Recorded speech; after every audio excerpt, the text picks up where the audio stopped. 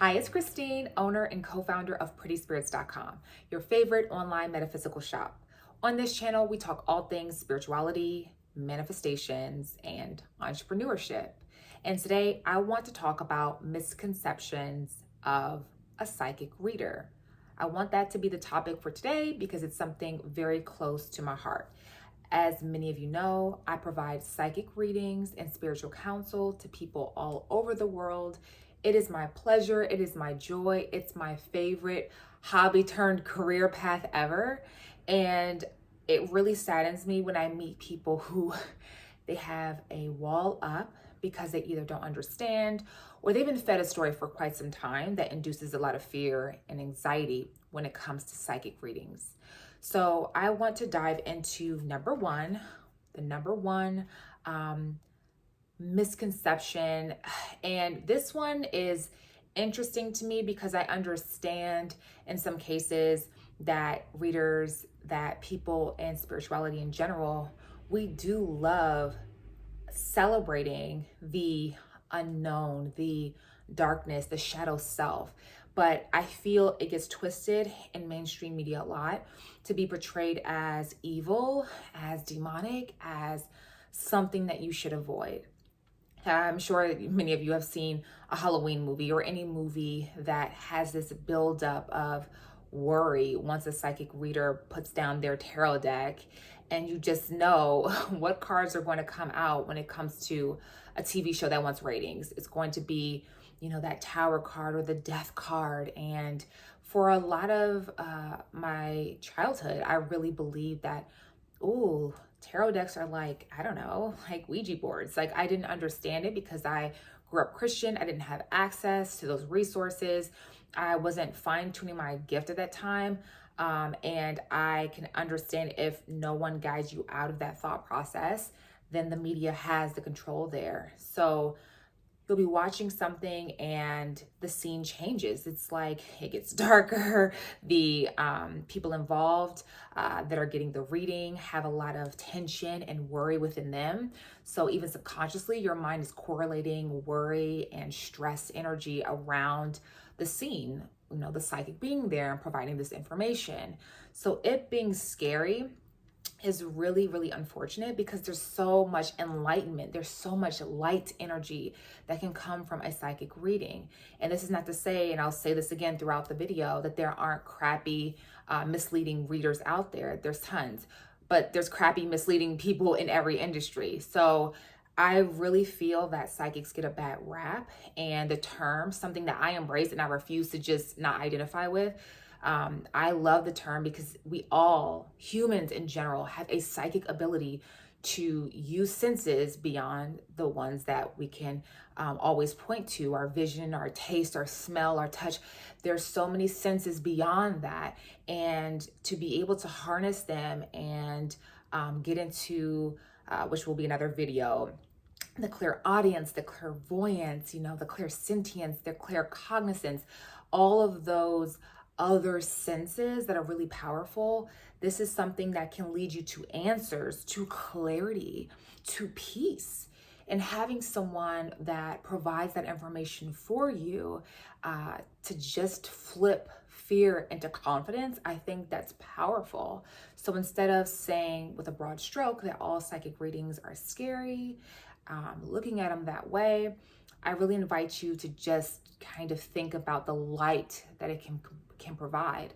Think about the times that you've been confused or unsure of something, and how you really wanted that insight from someone who wasn't emotionally attached, who wasn't a friend that could change things into gossip, or a family member who may have their own agenda of control, but a third party who doesn't have to rehash your whole childhood, like, the benefits of therapy, but sometimes you just want a different approach. And that's why this modality, this healing modality, is so beautiful.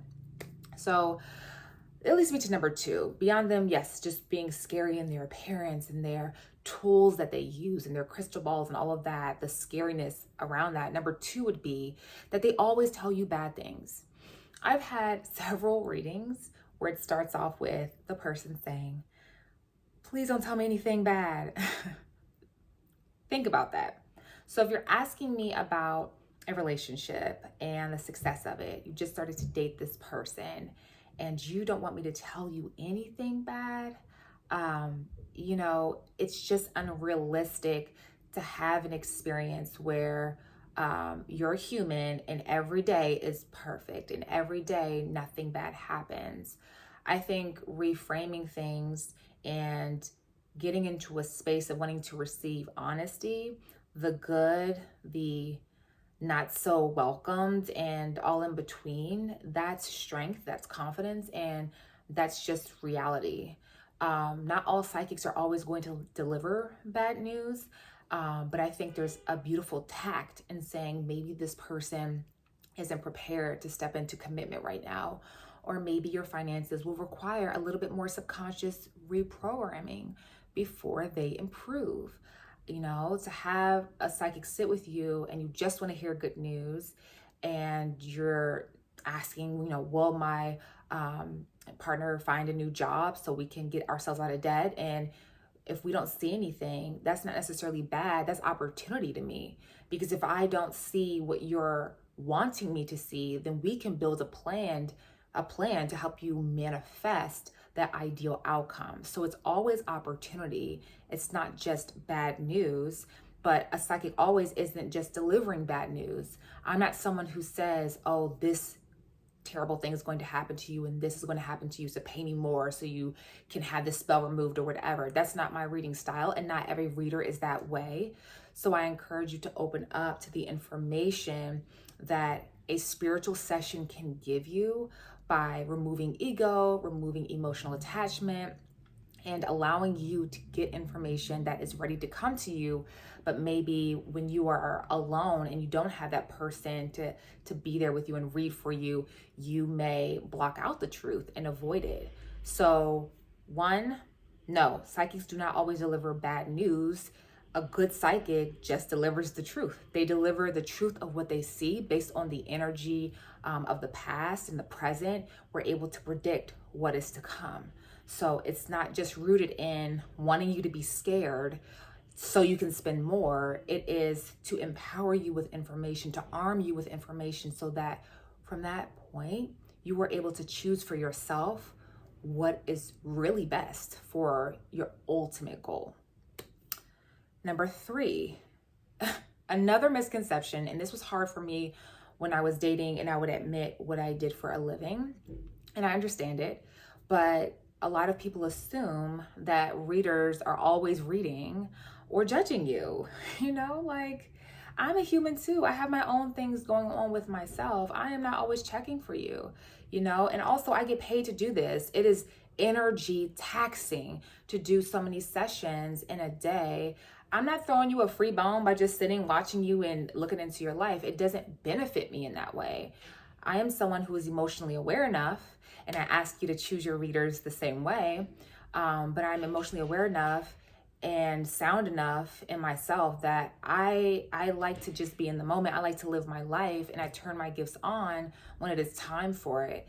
And I've noticed too, the information flows better. It's a better experience overall for all parties involved when that guidance and when a reading is requested and someone isn't just in your energy just to be in your energy. I know some of you may have had people that walk up to you in a parking lot or in the mall when you're not suspecting, and they start, giving you some reading information and they're trying to sell their services. People have to do what they have to do. That's none of my business. But I understand how uncomfortable that is. And because I've had that happen to me in the past, I don't like that icky feeling. So I'm not always on. It's no benefit to me because that's draining my life force. That's draining my ability to manifest what I need for myself. And I just don't care about your business all like that to be reading you. I rather build me and care for me. So no, we're not always on. And in terms of judgment, people judge who are not psychics. People just judge in general. So I think that's beyond the gift. It's just humans do that, and some humans do it more than others. So that's just a part of the reality of it. But if you feel someone is always clocking your energy, then that's something about the person individually and not the entire field of psychic readers. The next one, This will be the one, two, three, fourth, the fourth misconception of a psychic reader or getting a psychic reading is that it's disempowering. Some people really believe that getting a reading or asking for help is not being strong and making choices for yourself. To me, that lets me know you aren't really clear about what a psychic reading is, or you've been reading with the wrong individuals, because it is not our job to choose for you and to create your life. It is our opportunity to reflect to you what your energy is calling in based on your choices, your actions, your decisions of the past and present. So it is empowering to me for me to do an energy check-in with a psychic reader, because I have my own, and see, hey, am I looking at this the right way? Or I have this goal in mind and I'm thinking of making decision A, B, and C. Will it get me there? That is beautiful to me, because there's a real inner dialogue, and there's vulnerability work that's happening here as you express what you want from life and from your desires, versus holding it all in and thinking that you have to go at it alone. And for me, I'd rather ask a seasoned psychic versus sometimes an immature friend, or someone else who may not have a clear grasp on things because maybe they failed at something that I want to attain. So their information is based in fear. Maybe they are single. I know so many women, strangely enough, that ask their single friends for marriage or relationship advice. Not saying sometimes they can't give it, but the best type of advice would be from someone who reflects back to you where you want to go, where you want to be, who you want to be. So it's not a disempowering practice to be vulnerable and to open up.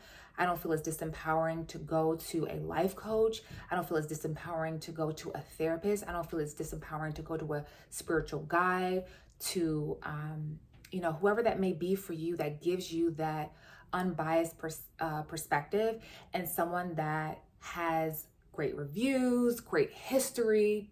Do your research, arm yourself the same way that you would if you're picking a doctor or childcare or anything of that level of importance in your life. You would do your research and trust your intuition, trust how you feel in the presence of that person or virtually, and decide for yourself.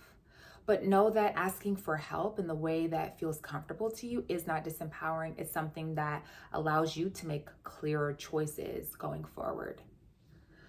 The next reason I want to say psychics are not really seen for the powerful beings that they are, and some misconceptions that lead me to they always manipulate. This is one that is sad. I understand why, because of people that may have been big psychics in the entertainment world that were brought down to their knees in different ways or exposed. And again, going into movies, into shows, how they're portrayed. But not all psychics are manipulative people. I think, again, this brings me to the point of any field, I don't care what the field is, there's going to be manipulators and shitty people. That's just human existence. There's dark, there's light, there's up, there's down, there's this, there's that. There's always contrast. And that's the beauty of free will. That's the beauty of the world, is that it doesn't all move the same and look the same. There is a wide range. So for this experience of manipulation within psychic readings, I definitely, again, refer you back to my speech about choosing wisely and not casting this perception around all people, because we don't want to do that with any group of people in the world, is to cast this assumption about them all being the same. It's ignorant, and it's unfortunate that you would block potential blessings by thinking that. If this modality isn't for you, that's one thing. But to condemn it and say, oh no, they all manipulate people, they're just after money. Having that thought within, I can point to other areas of your life that you may be blocking with your prejudices. So opening up to saying, maybe it's just not for me, maybe there's some good and there are some manipulators, that would be more of the truth, because again, there's a wide range, but not all are looking to hurt. majority that I know are really looking to move a person forward and to empower them, because a lot of us come from situations and depression, anxiety, all of these feelings of less than worthiness issues that once we work through, we would love to give back that feeling of courage and confidence to other people. So we make our profession around this, and that helping of others is fulfilling to us. So I definitely want you to just reframe things and think about them before you think all are the same. All right, so we've gotten into the majority of the reasons why I feel psychic readers are not seen in the best light, or there's a misconception around what they do. And the final one for me would be people thinking that getting a psychic reading is just not worth it. It's just not worth it. It's not worth it. It's not worth my time. It's not worth my energy. That's silly. That's stupid. I don't get it. It's sad because you will watch those same people spend money on things. Of course, we all have things that are important to us, and that's everyone's business, their own. But spending on something that is very consumable and fast, or not really pushing you forward, whether that's a coping mechanism, alcohol, or smoking, or if it's food, just ordering out all the time, eating all the time, or if it's fast fashion, investing in something that makes you look cute for a few dates and then you're tired of it, you don't want to be seen in it again, or whatever else, that you find in the trash can, or you find that you don't have in your reality anymore because it was so temporary, but you spent this coin on it. It's interesting to me that those that live that way would deem psychic readings as not being worth it, because to me, having someone that can keep me on track with my goals, if I'm wanting to achieve more financial gains, a deeper purpose, increase in my career, or a level up within my career, peaceful family experiences, better love connections, or manifesting love, all of that is so bigger to me than these little trivial things that we easily spend money on. I would love to invest in empowering myself. I would love to invest in seeing what's next for myself, and to have someone who I can open up to and express to, and kind of vent to get things out, and to have them reflected back in a way that I can understand my human ego part of self, but also that spiritual part of myself, and how I can align them even better to optimize my human experience. I mean, to me, human development, human growth it's beyond, that's so valuable, versus just spending to look good for a moment, to feel good for a moment, or to feel numb for a moment and not even address the core issue, when you could be spending to help address the core issue, so you don't have to spend on things that are so temporary and not really fueling and feeding your soul or your mission. Is definitely something to think about. I feel therapy is worth it. I feel life coaching is worth it. I feel, Reiki is worth it. I feel healing and noticing and being with that spiritual part of yourself is so worth it, because we're taught to invest in our physical selves. But so many of us, after buying all this crap, feel empty as heck. We just feel empty. It doesn't amount to anything. And then we're wondering why, like a hamster on a wheel, it's not serving us. Well, maybe do something completely different in order to get different results. And that's why psychic readings for me is a field that I cherish. And I am a coach as well. I do manifestation coaching. I do assertiveness and confidence coaching, and I want to start doing communication coaching, because I feel so many of us are lacking in these ways that are so key, but then we're trying to build these grand lives and we're wondering why we're stuck. And for me, being able to help people unlock that blockage and build a plan, incorporate systems to stay on track. I love being an intuitive and a psychic, and I love being a coach, and I love being able to give people value on a consistent basis.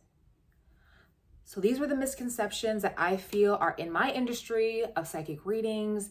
If you have any others, definitely comment below and let me know. Let me know if you are into psychic readings. Definitely visit me on prettyspirits.com to schedule your session if you're interested or if you're curious. I love answering questions about what psychics do or how the process works. I can also do another video about that. Definitely remember to like and subscribe to this channel if you're interested in spirituality and manifestation tips and entrepreneurship, especially tied to spirituality. I love giving that information. Share this video with someone who you feel it can help, and find me on Instagram at Pretty Spirits Co. That's Pretty Spirits Co. Thank you so much for allowing me to be with you, and until next time, bye.